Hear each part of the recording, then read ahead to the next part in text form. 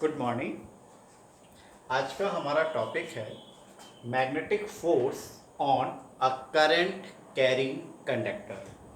अभी तक लॉरेंस की तरफ से हमने देखा था कि यदि कोई चार्ज पार्टिकल मैग्नेटिक फील्ड के अंदर मूव कर रहा है तब उस पर एक फोर्स लगता था और उस फोर्स को हमने देखा था F is equals to q v cross b से। और यहाँ पर हमारे फोर्स की डायरेक्शन थी perpendicular to the plane in which V and B are lying, कि जिस प्लेन में V और B लाई कर रहे थे उस प्लेन के परपेंडिकुलर हमारी डायरेक्शन थी फोर्स की। अब हम यहाँ पर बात करेंगे कि यदि कोई करंट कैरिंग कंडक्टर, कोई कंडक्टर है और उसमें करंट फ्लो हो रही है और वो कंडक्टर यदि मैग्नेटिक फील्ड के अंदर रखा है तो उस पर एक फोर्स लगता है। वो कितना लगता है आज हमें उसी को कैलकुलेट करना है। तो देखिए यहाँ पर हमने ये एक कंडक्टर ले लिया। Let us consider this is a conductor और इसकी हमने लेंथ ले ली है L। दिस इज L और इस कंडक्टर को हमने कनेक्ट कर दिया है एक बैटरी से, जिसकी की वजह से इसमें करंट फ्लो हो।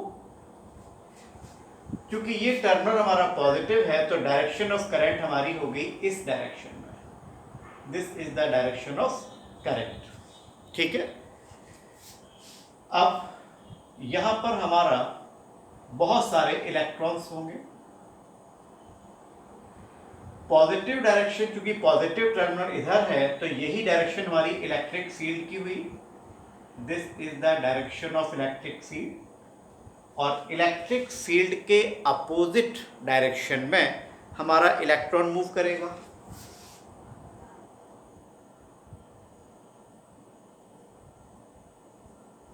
ये हमारा इलेक्ट्रॉन मूव कर रहा है। ठीक है, तो एक करंट कैरिंग कंडक्टर हो गया। इस कंडक्टर को हमने रखा है मैग्नेटिक फील्ड के अंदर।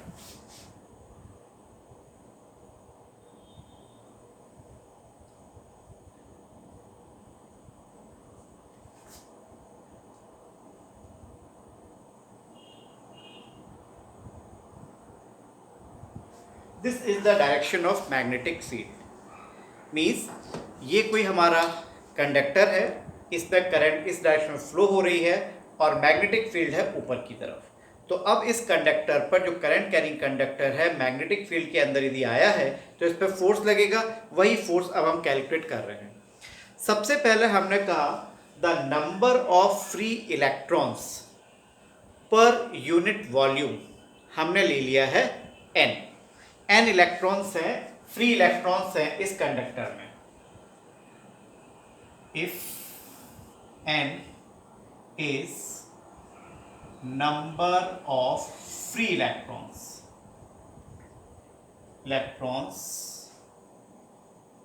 in the conductor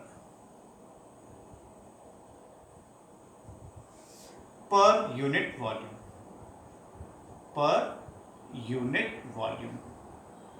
unit volume के अंदर हमारे पास इलेक्ट्रॉन्स हैं n। इस कंडक्टर की हमने लेंथ कितनी ली है L और इसका एरिया क्रॉस सेक्शन है A। And the velocity of the electron, electric field की वजह से जो इलेक्ट्रॉन हमारा मूव कर रहा है उसकी वेलोसिटी हमने ले ली है vd, ड्रिफ्ट वेलोसिटी से मूव करता था। तो सबसे पहले हम यहां पर एक इलेक्ट्रॉन पर फोर्स निकाल रहे हैं। Force acting on one electron.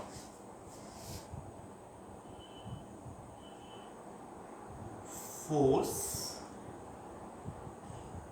Acting on one electron, इसको मैंने स्मॉल f से शो कर रहा हूं। F is equals to E is the charge of electron, Vd cross B। F is equals to Q V cross B होता था, तो उसी फॉर्मूले से F हमारा हो गया E Vd क्रॉस B।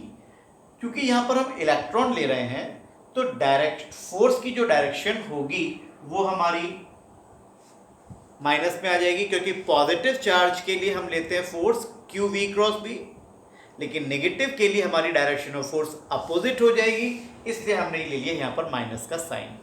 ठीक है, ये तो था एक इलेक्ट्रॉन। हम देखते हैं इसे, इस कंडक्टर के अंदर टोटल इलेक्ट्रॉन्स कितने हैं। Total number of electrons, total number of electrons in the conductor, let it is capital N ले लिया मैंने। यहां पे मेरे पास number of electrons per unit volume थे n, area of cross section था a, और l हमारी थी लेंथ ऑफ द कंडक्टर। तो a l हमारा हो गया वॉल्यूम पूरे कंडक्टर का, और n इलेक्ट्रॉन्स थे यूनिट वॉल्यूम में, तो ये टोटल नंबर ऑफ इलेक्ट्रॉन्स हो गए। ठीक है, अभी हमने जो F फोर्स निकाला है वो फोर्स निकाला था एक इलेक्ट्रॉन पर, तो टोटल इलेक्ट्रॉन पर कितना फोर्स लगेगा अब हम निकाल सकते हैं। टोटल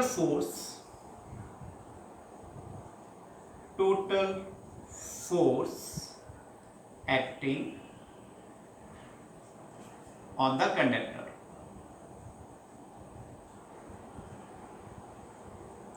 यदि हमको टोटल फोर्स निकालना है तो सारे इलेक्ट्रॉन्स पे जितना फोर्स लग रहा है सीधे उसी पे देख लेते हैं। Let it is capital F, तो कैपिटल F हमारा हो जाएगा n number of electrons into force acting on one electron. यहां से हमारा हो गया capital F is equals to n AL, n हो गया, फोर्स कितना हमारा माइनस का E VD क्रॉस B। ठीक है, अब देखिए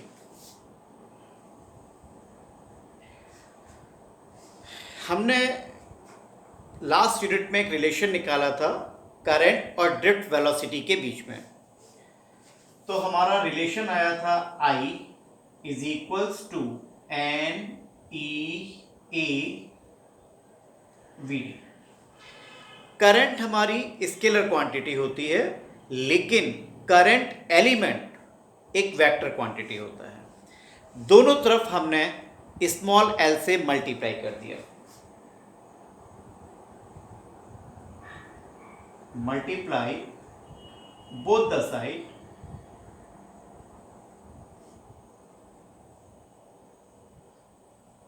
बाई l, तो IL is equals to NEA VD into L। अभी हमने कहा current element is a vector quantity, तो जो डायरेक्शन करंट की होती है ड्रिफ्ट वेलोसिटी की डायरेक्शन उसके अपोजिट होती है। तो यदि यहां पे मैं VD के ऊपर एरो लगा रहा हूं तो यहां पे माइनस का साइन आएगा। तो वह देख भी लीजिए कि जो डायरेक्शन में करंट एलिमेंट की है VD की डायरेक्शन उसके अपोजिट है। तो IL हमारा हो गया minus NEA VD into L।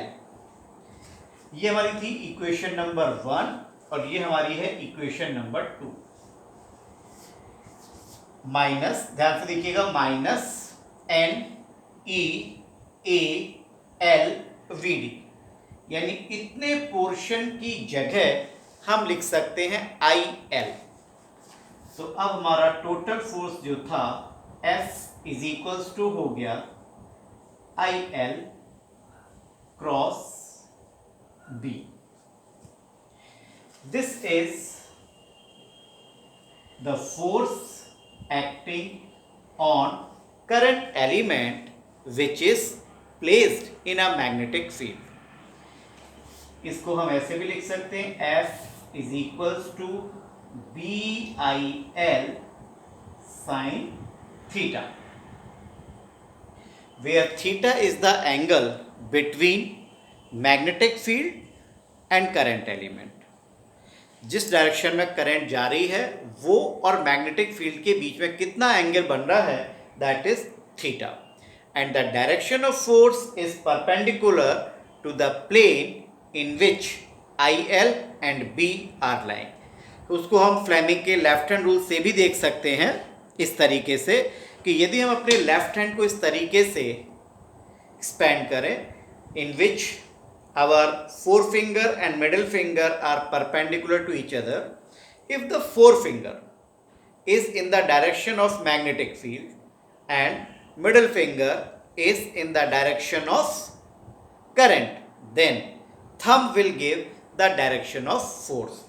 इस केस में यदि हम देखते हैं तो इस केस में हमारी करंट जा रही है इधर, करंट हमारी इधर जा रही है, मैग्नेटिक फील्ड किधर है? ऊपर, मैग्नेटिक फील्ड ऊपर हो गया, करंट की डायरेक्शन ये होगी, तो फोर्स किधर लग रहा है? बाहर की तरफ, सामने की तरफ, ये डायरेक्शन हमारी होगी फोर्स की। क्लियर? चलिए, वेरी गुड।